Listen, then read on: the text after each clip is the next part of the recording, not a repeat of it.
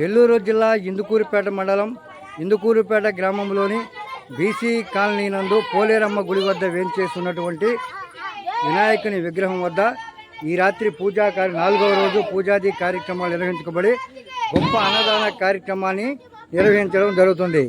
ఈ అన్నదాన కార్యక్రమానికి అన్నదాతలుగా గణసరి శ్రీనివాసులు రాజేశ్వరి దంపతులు అన్నదాతలుగా వ్యవహరించడం జరిగింది.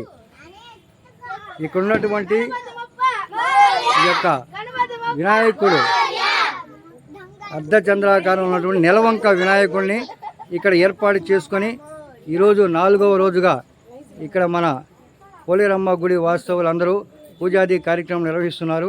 ఈ రాత్రికి అన్నదాన కార్యక్రమాన్ని మన గణసరి శ్రీనివాసులు రాజేశ్వరి దంపతులు మరియు కుటుంబ సభ్యులచే ఇక్కడ అన్నదాన కార్యక్రమం నిర్వహించబడుతున్నది.